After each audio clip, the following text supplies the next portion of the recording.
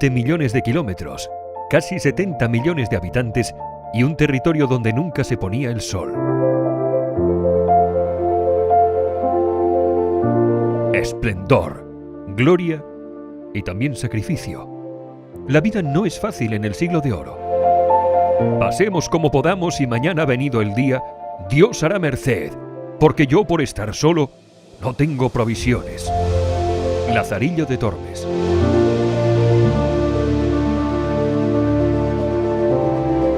El ingenio se agudiza y durante el siglo de oro asistimos también a un florecimiento del arte y las letras.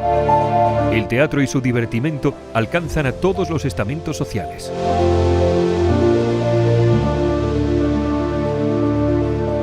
Y es el hecho de que existiera un arte comercial, un arte abierto a todos los que podían pagarlo, pero pagarlo en una cantidad pequeña. De modo que tuvo un extraordinario desarrollo el teatro, tuvo también un extraordinario desarrollo la imprenta, la progresión de libros que se imprimen, libros, digamos, cada vez más populares, a pesar de que el analfabetismo era muy generalizado en aquella sociedad.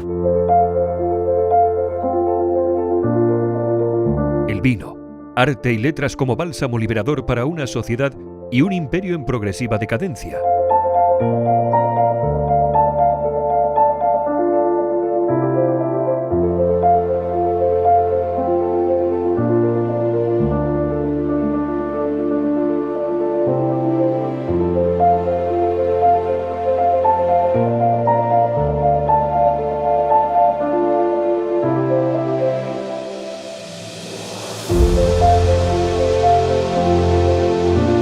La Mancha entre sonetos, vinos de capa y espada.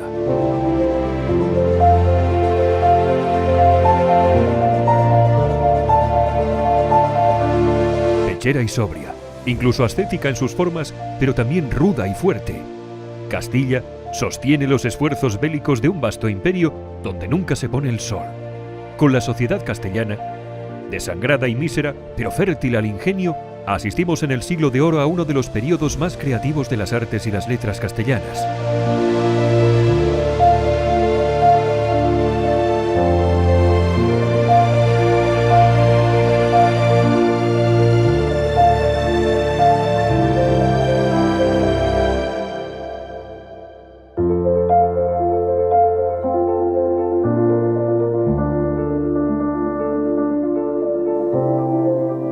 Triste recuerdo aquel 7 de octubre de 1571 donde perdí a varios compañeros de armas.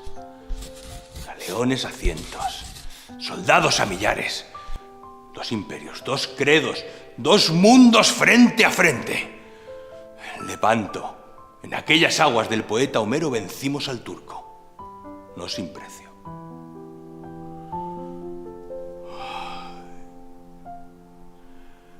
Más funesto y cruel es el tormento que retiene mi memoria de aquellos 5 años cautivo en Argel. Por eso, han de saber que la libertad es uno de los más preciados dones que los cielos han dado a los hombres.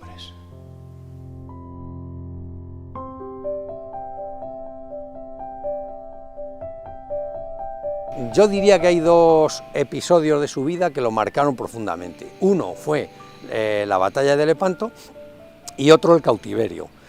En lo que es la batalla de Lepanto en sí, que él la define como la más alta ocasión que vieron los siglos pasados y verán los venideros, y el tiempo que él pasó preparándose para esa batalla en Italia, donde tuvo ocasión de conocer literatura italiana y sobre todo los vinos italianos, que también los nombra mucho en sus obras, eso le marcó profundamente y es un episodio de su vida del que siempre se ha enorgullecido, porque decía que las heridas que alcanzó allí no habían sido en una taberna, sino que habían sido en esa alta ocasión.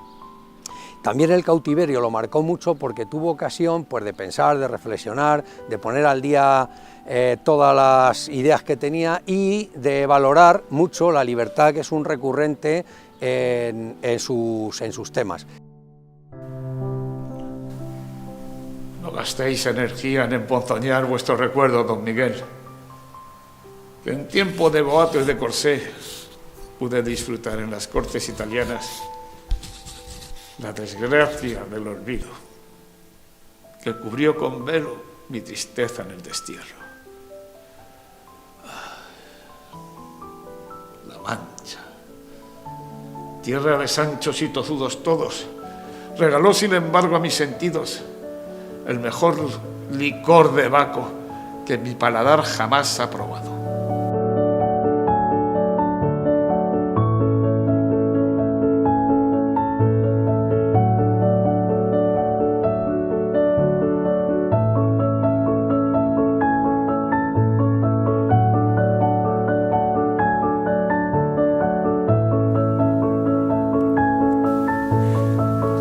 Cañón, tormenta, salitre y pena.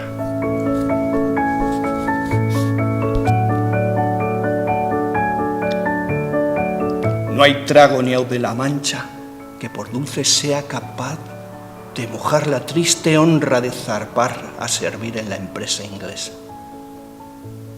Famosa armada de estandartes llena, partidos todos de la roja estola.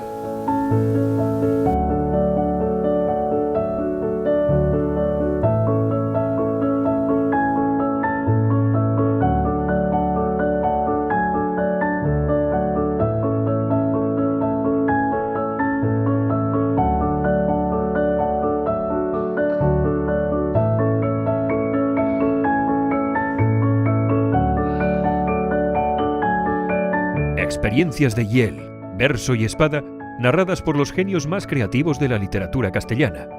Como paradoja vital, la crisis acerca la inspiración. Fueron numerosos los ejemplos de los escritores que encontraron la musa de sus versos en el contexto festivo del vino.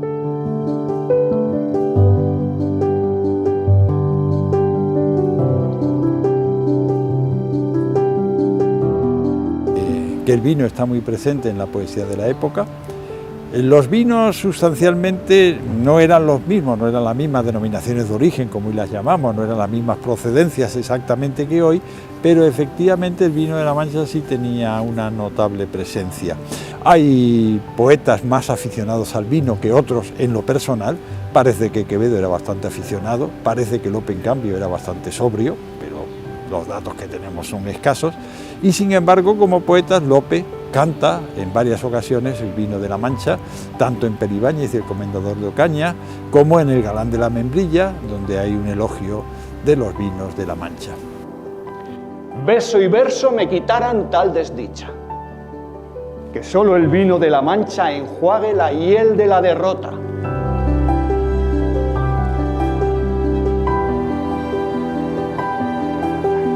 Sirva Ganímedes una copa a tal belleza. Y brindemos en el cruce inmortal de nuestras miradas. Porque el vino, mientras más se envejece, más calor tiene, al contrario de nuestra naturaleza, que mientras más vive, más se va enfriando. Ay, rufián de taberna, truán de verso y comedias, que malgastáis vuestro don de pluma en enredos de falda y doncella. Demostrad vuestro linaje y escribid. Yo os reto a cumplir con soneto y ralea. Escribid, pues, y traerme versos de alcurnia. ¿A vos? ¿A quién si no? A la sin par. Dulcinea. Y vos, don Miguel, si no os gusta la empresa, catad y demostrad vuestra valía.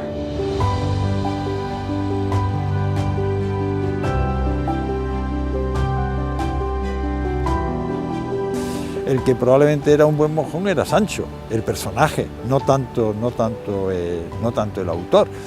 Pero ciertamente no hay duda, a través de lo que vemos tanto en el Quijote como en algunas novelas ejemplares, que Cervantes veía con cierta simpatía, o con mucha simpatía, el mundo del vino.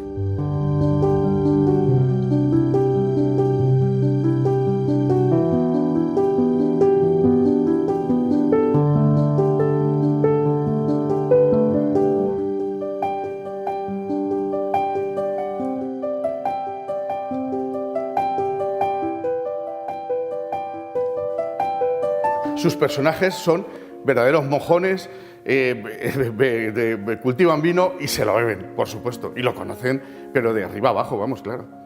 Pero es que Cervantes, cuando llega a Esquivias, ¿no?, y se casa en Esquivias en 1584, Juana Gaitán, que es la que le lleva la esposa de Pedro Laínez, de su poeta amigo, era vendedora de vino.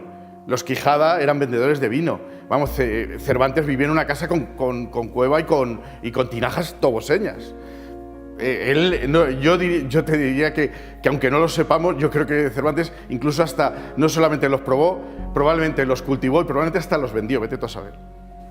Y aparte de que él era un buen conocedor del vino como escritor, también hubo una época de su vida en la que fue productor de vino. Cuando se casó en Esquivias con su mujer, pues heredó unas plantaciones de vino y él fue productor, y de ahí su empeño en toda su obra de promocionar el vino de Esquivias entre los mejores de España. Cervantes, como en otros muchos puntos, está siendo autobiográfico. ¿Por qué? Evidentemente él conocía muchísimo los vinos, ¿no? ¿Y de dónde los conocía? Yo creo directamente que él, por ejemplo, no solamente, evidentemente, ahí habla de los vinos de Ciudad Real y se ve perfectamente que eran muy famosos, ¿no? Desde el siglo XV lo eran en el campo de Montiel, desde principios del siglo XVI, como dice Noel Salomón, los vinos eran, interpretando las relaciones topográficas, no eran famosísimos dentro del Partido de la Mancha y del Común de la Mancha, es decir, en toda la Mancha eran ya muy conocidos, ¿no? Y en acabando de beber, dejó caer la cabeza a un lado y dando un gran suspiro, dijo: ¡Oh, hideputa, bellaco, cómo es católico! ¿Veis ahí?, dijo el del bosque en oyendo hideputa de Sancho, ¿cómo habéis alabado este vino llamándole hideputa?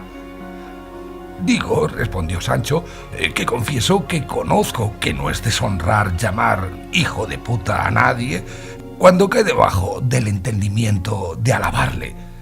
Pero dígame, señor, por el siglo de lo que más quiere, ¿este vino es de Ciudad Real? Bravo, mojón, respondió del bosque. Es verdad que no es de otra parte y que tiene algunos años de ancianidad. Pero también hay una parte del Quijote que a mí me llama mucho la atención, que es cuando Sancho lo hacen gobernador de la ínsula y parece que es un poco tosco, pero el tío tenía su inteligencia, y el mismo día que lo van a echar de la ínsula, él dice que se pasó la tarde redactando ordenanzas y digamos, disposiciones para el buen gobierno de la ínsula. Y una de las cosas que dispone es que allí en su ínsula pueda pasar todo el vino que sea de cualquier parte de España y del mundo, a condición de que digan cómo es de bueno, qué bondad tiene y qué procedencia tiene. Y en función de eso pagaría una tasa de entrada, pero tendría entrada libre. Y que estaría penado que si alguien mintiera sobre la procedencia o le echara agua al vino, pagaría con la muerte. O sea que le da una importancia al vino capital. Eso es lo que se llamó, que no se llegó a promulgar lógicamente, las Constituciones de Sancho. Estaba yo hecho al vino y moría por él. De la novela picaresca Lazarillo de Tormes, 1653. El alcoholismo lo presentan los moralistas como un problema también de aquella sociedad, pero también hay muchos poetas que cantaron al vino, a sus excelencias, a sus posibilidades, a el gozo justamente de estar en compañía, acompañados del vino.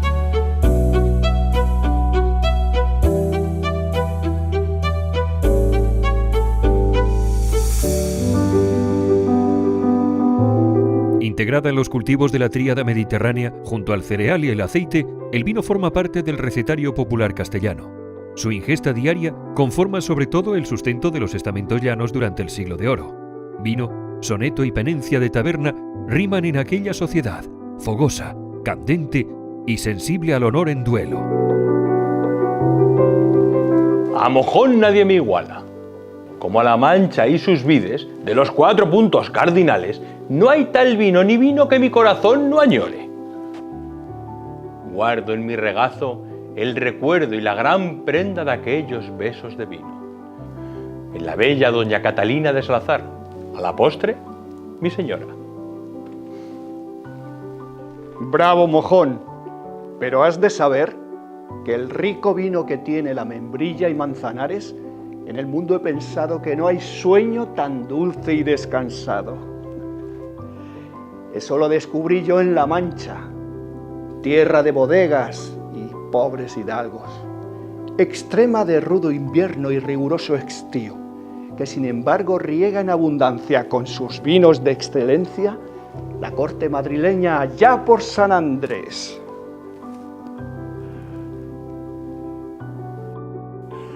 Buena argucia, don Lope de Turantes.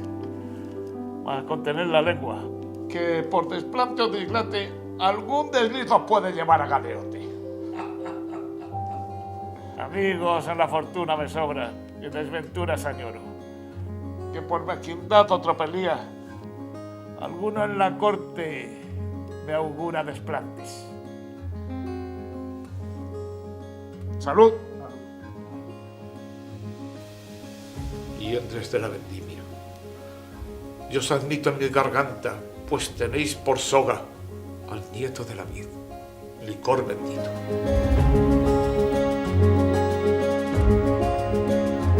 Oh, dulces prendas por mí mal halladas, dulces y alegres cuando Dios quería. Oh, tobosescas tinajas que me habéis traído a la memoria la dulce prenda de mi mayor amargura.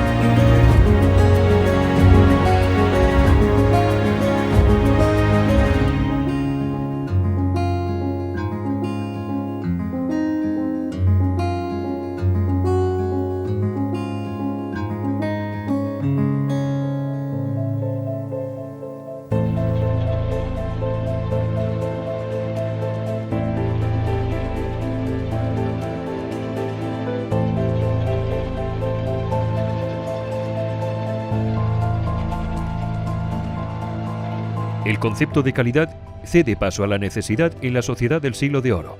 Curas o frailes, nobles o campesinos, toman vino a diario. Frente a la insalubridad del agua, su consumo es cotidiano y abundante en la dieta, buscando aportar aquellas calorías de largas jornadas de trabajo. Pues digamos que el vino parece que tenía una presencia notable en la sociedad. Bien es verdad que en usos bastante distintos a los que quizá hoy se estilan. También los que hoy se estilan. El vino acompañaba las comidas, pero el vino además servía también como bebida casi general, porque el vino tenía una función que para nuestros antepasados era muy importante, y era que evitaba determinadas enfermedades que se transmitían a través del agua, de modo y manera que con mucha frecuencia, para hidratarse, no para untarse crema, sino para hidratarse por dentro, para conseguir el agua, salvándose de determinados problemas que podía traer ese agua sacada de los arroyos, de los ríos, una de las fórmulas que utilizaban era mezclarla con el vino, de modo que el vino actuaba en ese sentido como desinfectante. El vino se elabora condicionado en extremo por la climatología. Sin tecnología ni controles de temperatura en la fermentación, los vinos se elaboran en tinajas. Resistir el paso del tiempo y la distancia eran su mayor precio.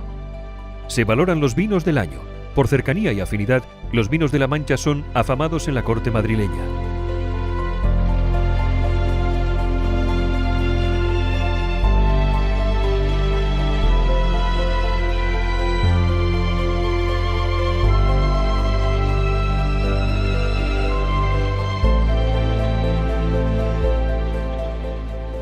Las órdenes militares apostaron por el vino y fueron muy celosas siempre de lo que se cultivaba en sus tierras. Para ellos fue muy importante que en los fueros, en las cartas pueblas, apareciesen la figura de la vid, ya que las propias órdenes proporcionarían sarmientos para que se cultivaran vid en nuestra tierra. Pero también prohibiría la importación de mostos de otras zonas a nuestros propios pueblos, porque su intención no solamente era el autoconsumo, sino también que se llevara el vino que se producía en La Mancha a las grandes capitales de España.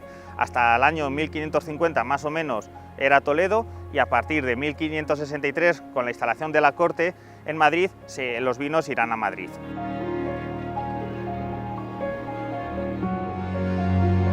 Cómo hacer vino blanco, tinto y dulce, y sobre todo cómo conservarlo. Esto nos indica que hay una técnica vitícola muy desarrollada en la época, y bueno, pues que la producción está muy asentada, y ya creo que va camino de una cierta industrialización, ¿eh? Y todos estos vinos, ¿no? Todos estos vinos manchegos, todos estos vinos de la Sagra, se portaban y se bebían en la corte, y evidentemente hay que tener en cuenta una cosa: Cervantes, evidentemente, y estamos hablando de no solo Cervantes, sino toda la gente de la época, estamos hablando en un momento en que todo se trataba alrededor de un buen fuego, de una buena mesa y de un buen vino. Los vinos que comúnmente se hacen en la dicha villa son tintos, los mejores que se cogen en las comarcas ni en mucha parte, y son afamados en muchas partes de estos reinos. Relaciones topográficas de Felipe II en La Mancha. Hizo 2 cuestionarios en 1575 y 1578, y en esas preguntas les preguntaba a los pueblos, y que las contestaba gente, digamos, conocedoras de la realidad del pueblo, pues preguntas muy hábiles, como por ejemplo en las que nos atañen a nosotros, en qué ubicación estaban, qué caminos pasaban por allí, qué tipo de tierra era, si era monte, si era de regadío, si era qué ferias o mercados tenía y qué rentas podía producir esa tierra. Eso fue, digamos, la base, el germen de lo que actualmente son las denominaciones de origen. O sea, reconocer un producto por su bondad según la procedencia que tenía. O sea, no era lo mismo un vino que entonces lo llamaban vinos preciosos, los de Ciudad Real, Coca, Medina, Alaejos, no era lo mismo que los vinos ordinarios. Con una vendimia en los ojos, escupiendo racimos y oliendo a lagares, echa las manos 2 piernos y la nariz espitas, el habla remostada, con cierto tonillo de caro, dijo Fray Jarro: estos santos han bendecido la picardía con poco temor de Dios. Ah, con la iglesia hemos topado. Mas no seáis mezquino, que lleváis capa y saya de Santiago. Encontrad reposo y buen tino en su regazo, sin ofender a Dios en su maná, y sin olvidar a Baco en su licor bendito.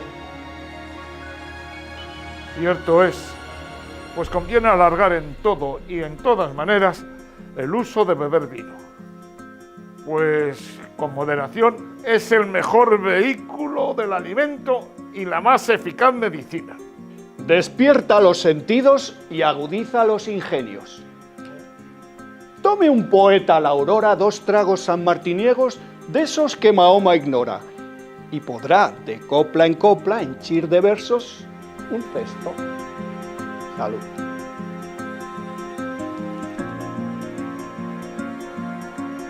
Es mejor afrontarlo con mesura, y si es menester, mejor vino aguado para esos caldos recios y bravos. Más vino especiado, porque el que al vino echa agua, de 2 cosas buenas hace una mala.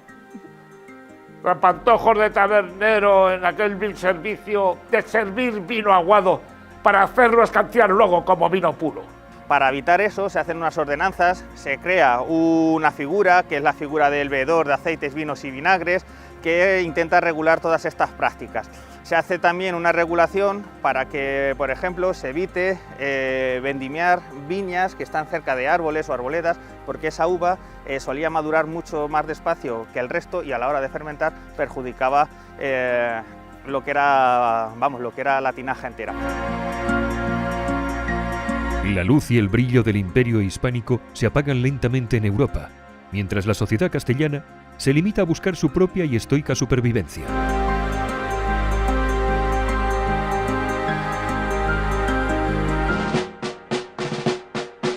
Sé por la luz natural que un pueblo oprimido es un pueblo que padece violencia.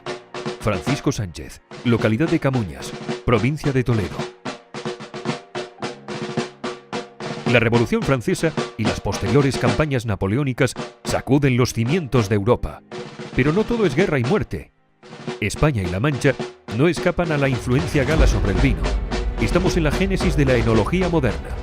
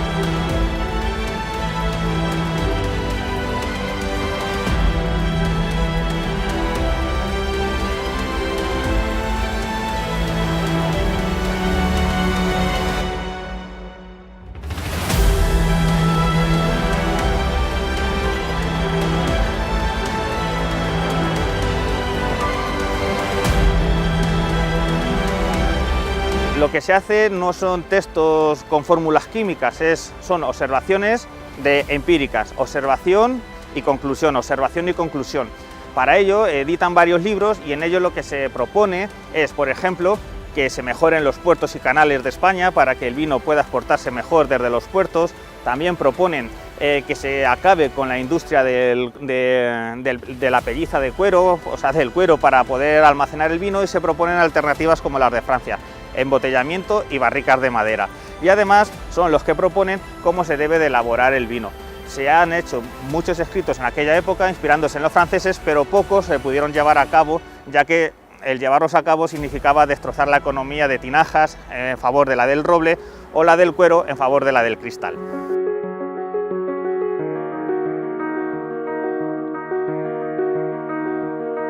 Sofisticación y mayor cuidado por la calidad se introducen ahora en la viticultura manchega.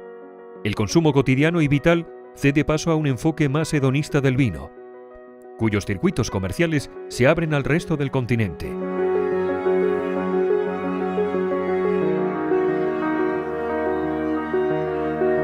Todavía en los comienzos, sin apenas desarrollo industrial pero ajeno aún al colapso de la filoxera que vendría después, el vino manchego sienta los cimientos entonces de su posterior catarsis y expansión comercial.